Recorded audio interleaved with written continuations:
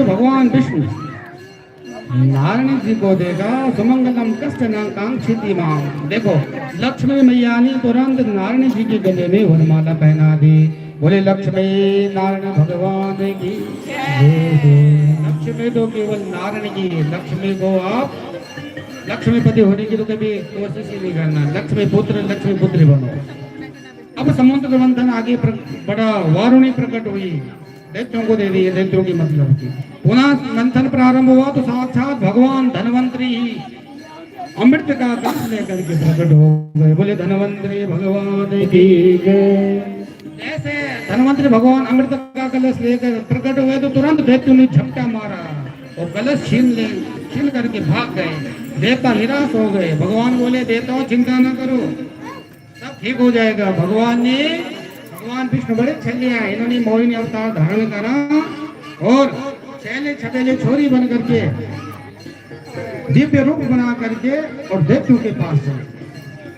जहाँ दैत्य उस अमृत को लेकर भागे, दैत्य भगवान के रूप को देख करके मोहित हो गए। वाह, ये देवी जी मुझे मिल जाए, ये देवी मुझे मिल जाए। रूप सौंदर्य की महिमा गाते हुए दैत्य गण मोहिनी भगवान के सामने आकर बोले, हे कमल नयनी आप कौन है, कहाँ से आई हो, कहाँ जा रही हो, तुम कौन है, हमारा परिचय जानने वाले। भगवान कहते भाई तुम कौन हो। दैत्य कहते हम कोई ऐसे वैसे नहीं है, हम तो कश्यप ऋषि की संतान हैं और अमृत के लिए लड़ रहे हैं, इसलिए देवी जी आप अच्छे समय पे आए हो। एक विनती है, आप ही हमको अमृत पिला दीजिए अपने हाथों से। अब भगवान कहते हैं भाई तुमने परिस्थिति पे कैसे विश्वास कर दिया, क्या विश्वास है कि मैं तुमको देखो। भगवान ने पहले ऐसा सोचा कि भाई एकदम पिला दोगे तो ये गड़बड़ हो जाए, इसलिए भगवान कहते हैं कि नहीं नहीं भाई अपने आप ही ले लो। हम तो परिस्थिति पे जल्दी से विश्वास नहीं करना चाहिए। लेकिन दैत्य नहीं माने, नहीं दे दीजिए। अच्छा भगवान कहते ठीक है तुम ज्यादा ये कह रहे तो ठीक है, हम आपको अमृत पिला देते हैं। जैसे भगवान ने अमृत का कलश हाथ में लिया तो तुरंत देवता भी भाग के आए और दैत्यों के वही लाइन में लग गए। देवता भी यहाँ लग गए। भगवान ने दैत्यों से बोले, हे दैत्यों देखो भाई ये भी आपके भाई हैं, सौतेले भाई हैं, चाहे कैसे भी हैं, तो भाई ऐसा करते हैं कि पहले इनको अमृत पिला देते हैं। जो रस है ये तो इनको पिला देते हैं, और जो गाढ़ा गाढ़ा होगा नीचे का उसको बाद में आपको पिला देंगे। दैत्य कहते देवी जी जो आपको अच्छा लगे आप ऐसे ही करिए। भगवान ने एक एक बूंद अमृत की सभी देवताओं को पिलाना प्रारंभ कर दिया। वहीं दैत्यों के साथ एक सुरभानु नाम का दैत्य भी था। समझ गया गड़बड़ है कुछ। वह सुरभानु नामक दैत्य देवताओं की पंक्ति में आ गया और उसने भी अमृत पी लिया। सूर्य और चंद्रमा ने बोला भगवान ये नकली है, ये तो अभी आया, ये तो दैत्य है, अब तो इसने अमृत पी लिया। भगवान ने सीधे सुदर्शन चक्र से उसका सिर काटा। वह दो भागों में विभक्त हो गया, राहु और केतु।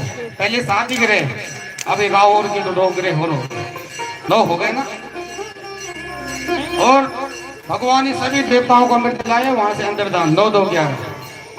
देखते रह गए, होश आया, अरे भैया वो देवी जी कहाँ गई। एक बोला वो देवी नहीं वो तो देवा है, वो अवश्य छलिया विष्णु है, हम ठग लिए, उसने धोखेबाज है।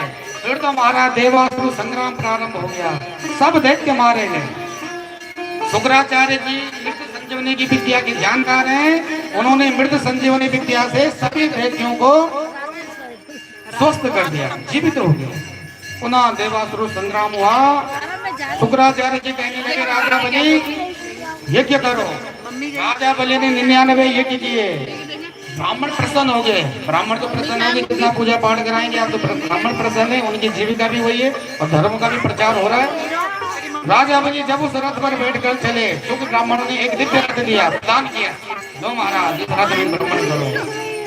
राजा बलि तीनों लोगों पर आधिपत्य प्राप्त कर लिया। राजा बलि इधर देवताओं की माता अदिति को बड़ा कष्ट हुआ। कश्यप जी ने बोला देवी जी चिंता ना करो, तुम पयोव्रत का अनुष्ठान करो। फाल्गुन के महीने में देवी अदिति ने केवल दूध पान करके इस पयोव्रत किया। साक्षात भगवान अदिति माँ के गर्भ में आ गए। वतम वरुम वामनम दृष्टम मोदमानम कर्माणि कार्यामा